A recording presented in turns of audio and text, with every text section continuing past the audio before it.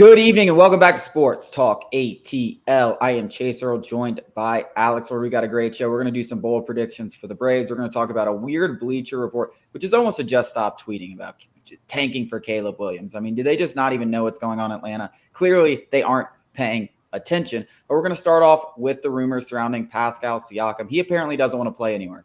He doesn't want to go to Portland. He doesn't want to go to Indiana. I saw something that Zach Lowe said, all I keep hearing is Atlanta, Atlanta, Atlanta, Atlanta. And I think clearly what we've got here is a guy at the end of his contract who has completely taken all the leverage away from the Raptors in terms of trades. So I know Masai Ujiri wanted to get this big deal for him, but he's an expiring contract. He says he doesn't want to play anywhere. They're not going to get the AJ Griffin, Jalen Johnson package that some Raptors fans think that he's worth, because he's not worth that. I think a more realistic deal is maybe the Kings' first round pick, which is basically worthless. Let's just call it what it is. It's pretty worthless.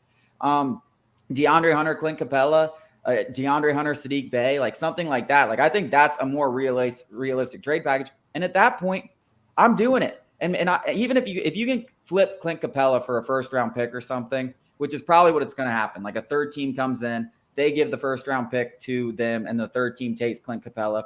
And then maybe you give up one of AJ Griffin or Jalen Johnson or something like that. I'm all in. If you just have to give up one of those guys, not including I think he's off limits in this deal. But if it's AJ Griffin or Jalen Johnson, I'm all in. And there's two reasons. One, Pascal gives you a chance to win this year. Do I think it's likely? No, but there's at least a chance if you have guys like Jalen Johnson, Bogey, Pascal, Trey, DeJounte. Like that's a pretty good core. Secondly, if he leaves, you didn't really give up that much. You're trying to get rid of DeAndre Hunter or Clint Capella or whoever you give up. You're trying to get rid of them anyways. And you open up cap space for the next year. So, yeah, he leaves, but now you have the cap space free to go out and get someone else. So whether it works or whether it doesn't, you now have flexibility. So you're not giving up a ton of your young talent. I don't think it's going to cost as much as people thought originally. And I think you get a player who has shown when he's the second or third option, he's at his best. That's when he was shooting 55% and shooting well from three. And he's never played with a facilitator like Trae Young or even DeJounte Murray. So he's going to have a lot of easier looks. I am now sold on the Pascal Siakam idea. I think the Pacers' interest was like surface level. And I think Zach Lowe was the one who said that it was mainly, it felt like the Raptors were just trying to increase his trade value. I do agree that it seems like it's blowing up in the Raptors' face because Pascal came out and pretty much took all their leverage away. Everything that you laid out is great and fine. I'm just not a big Pascal Siakam fan. And, plenty of it feels like the Hawks fans are kind of split on this. Though I would love Pascal Siakam, in a vacuum. He's a good player. He's not a ball stopper. He can drive the basket. He's not great from three, but he can knock down some threes. He's pretty versatile. I don't like giving up guys. DeAndre Hunter aside, let's just say he ends up, realizing his full potential. Outside of him, I don't like giving up young guys for a 1-year rental. And that it seems pretty set in stone. He is going to be a 1-year rental. That just seems like bad business to me. I guess the only way you keep him is you reach the Eastern Conference Finals, show him that you're right on the cusp, and then you give him a max contract, which is just makes me sick to my stomach. I don't think it's going to be a max contract, though. I mean, I think he thinks of himself, it feels like he's going to be searching for that, $35, $40, $45 million a year. And, I don't think he's worth that. I don't think you think he's worth that. But in today's NBA, you just don't have a choice, and you got to pay guys. And it's unfortunate the way the NBA is going. The contracts are ridiculous. I just think all of it is bad business. I don't care if it's Jalen Johnson or AJ Griffin. Obviously, I agree with you about Onyeka Okongwu. I don't want to give up either of them. I don't think they're going to be MVP guys, but I think that they can be very, very solid contributors, starters in this league. And to just get 1 year of Pascal Siakam, I mean, listen, I understand, what you're saying. He's in He's best in that second, third scorer's role. That's what he was with that Raptors team. That was a championship. But that Raptors team was much deeper in terms of high level, starting caliber talent than this Hawks team was. I don't really think it was, though. Because you had Kawhi, unbelievable player. Right. He would be the best. But how far, we both believe in Trae Young. Trae Young can carry this team. They're totally different players, but the star power there, I believe in Trae Young in the playoffs. Not at Kawhi level. It's more about the 3, 4, 5, 6 guys than it is the 1, 2, 3 But DeJounte Murray is way better than Kyle Lowry. I said it's more about the floor of the 4, 5, 6 guys. But you go and you say this. You keep Jalen Johnson. You're saying you like Jalen Johnson. Onyeka Okongwu. Do we not like Onyeka Okongwu? That guy's pretty damn good. I mean, I think. Correct me if I'm wrong. I mean, wasn't Serge Ibaka? I don't know if he's giving you 15 points a game though. Yeah, but no one else on that team was. Everybody was averaging anywhere from 12 to 17. Bogey.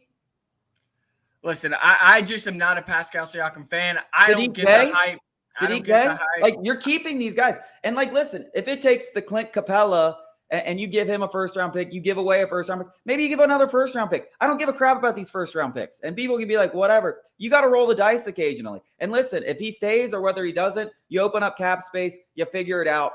I think it's going to cost a lot less. That's why I'm all on board. And I think you could make a Eastern Conference final run with those three, with this core. Let's just take out all of the trade compensation and just talk about it on a bird's eye view level. Pascal Siakam has made it clear he doesn't want to re-sign. Let's just take that out of consideration. Like you said, I do think, moving salaries and opening up salaries should be the goal. Absolutely. I agree with you. That's kind of what you're doing. That's kind of why I'm thinking. Why would you acquire a guy that's made it known he doesn't want to play for you, whether it's 1 year or multiple years? That's you're chasing after a girl that doesn't want you. I mean, wake up. This isn't the first time that's happened in the NBA. Guys have their preferred destinations. People trade for them all the time. Sometimes it works, sometimes it doesn't. And it's a gamble. And it's worked many times, and it hasn't worked many times. It probably hasn't worked more than it has. But like you said, you open up cap space. If you're not giving up that many young pieces, if you have to give up one young piece, okay, pick the young piece you're willing to give up. Because the guys, I know everyone, we all thought DeAndre Hunter was going to be a star. We all think these guys are going to blossom and they're going to continue ascending, and maybe they do. But more often than not, they don't. And they either flash out and they become low-level starters, or they become bench pieces, or they're out of the league. And I believe in a lot of these guys' talent, but it's you can't, just be Jalen Johnson, he could be the next Ben Simmons. He's got all this versatility, or he could be what we've seen over the last 3 years and get marginally better just a little bit. And that's not that good of a player. AJ Griffin. Listen, the guy's played barely any. Last year was his first time with any significant minutes. I know, and those weren't even significant minutes. He was pretty good. He was really good. You can't say really good. He wouldn't be. You wouldn't be if Jalen Johnson was the starting player for the Hawks this year, the starting power forward. You'd be wow, this team sucks. That's the honest to God truth. You would be this is trouble. I believe in Jalen Johnson. I believe in AJ Griffin. That aside, I don't think Pascal Siakam is that guy. I don't care about his, empty stats. They're empty stats. He couldn't lead a Raptors team in a pretty bad Eastern Conference. It's like it's like that. It's like Trae Young couldn't do it by himself either. He was much younger. This is Pascal Siakam's looking for. If you strip Trae Young and put him on the Raptors team, they're not making the playoffs. I disagree. They're not making. I mean, Trae Young is by far and away a better player than Pascal. Yeah, I know, but saying they're empty stats, you can't. I mean, the guy's won an NBA championship. Yeah, whatever. That's the thing is an NBA championship. You wouldn't be Michael Porter is worth a max contract as that third guy. They're not even close. They're not even on the same. They're not. He was in terms of their career trajectories. Michael Porter Jr. was about the same age as Pascal Siakam when they won their respective championships. That's fine. And they were similar scores. No, it wasn't. Pascal Siakam was averaging 22 points in the playoffs. He was just as valuable. He averaged 17 in the finals. Something like that. He was averaging 22. 17 He was averaging 22, and he was shooting 55%. Yes, what did Michael Porter average? Like 10 points, and he was shooting 27%. This is not even comparable. I think Pascal Siakam is wildly overrated. By Raptors fans, and by all Hawks fans who think this guy is he is a top 25 player in the NBA. Michael Porter. Yes, he is. That's crazy talk. Yes, he is. Yes, he is. He's a fringe all-star. He's a John Collins 20 and 10 guy from a few years ago. He's a fringe all-star. I'd rather have John Collins. I'd rather have John Collins from a few years ago than Pascal Siakam on a max contract. That is the dumbest. Like you are an idiot. We gave him 5 for 125 for 20 and 10. We gave him 5 for 125 for a 20 and 10 guy, and we traded him because he fell out of that. He was never a 20-10 guy. He was a 20 and 10 guy. What are you talking about? He was like an 18 and 10 guy. And he was all his points were facilitated from Trae Young. To compare John Collins to Pascal Siakam shows how stupid you are. It shows how stupid you are because he's a far more efficient player than Pascal Siakam. John Collins isn't even on the same shot below 50. He's never shot below 50% from the field. Who cares? They're all dunks. When you're playing with Trae Young and DeJounte Murray, you have to be efficient. Because you're not going to get that many opportunities. They make you efficient. What, 30% from beyond the arc? That's not efficient. That's crazy talk. He had one bad year from beyond the arc. He's like 30. He's a 32 career person. That's fine. That's fine. He's going to have wide open threes all day.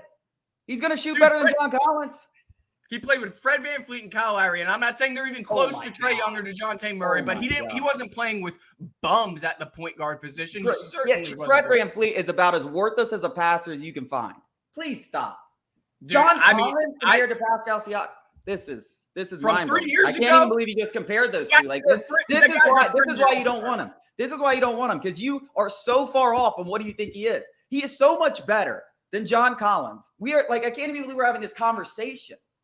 Nobody would agree with you. Not a single person that has ever watched the NBA. I didn't say that John They're Collins not even comparable. Was better he than is Pascal double the Siakam. player that John Collins is. That's crazy. No, it's maybe not. Right now. Maybe right now. I just said even 3 back years in the day. ago. And guess what? Guess where the Hawks got even when John Collins was half decent with no other stars to the Eastern Conference Finals. I said 3 years ago. Yeah, during that time. I mean, and guess where they got? He was as good of a player. He's still way better. He's still way better than John Collins has ever been. And they got to the Eastern Conference Finals. Now they have DeJounte Murray. Now you're trading him for pennies on the dollar. Without that on the table, I don't want a guy who doesn't want to play for my team. DeJounte Murray's the kind of guy he just took less to be here. Pascal Siakam doesn't want to be here. Sometimes you got to take a gamble. Sometimes you got to take. When you're the Hawks, you got to gamble. When you're the Hawks, you have to gamble because we ain't gonna get guys that are gonna want to. No one wants to come to Atlanta. No one does. Coming up after the break, we're gonna talk about Caleb Williams.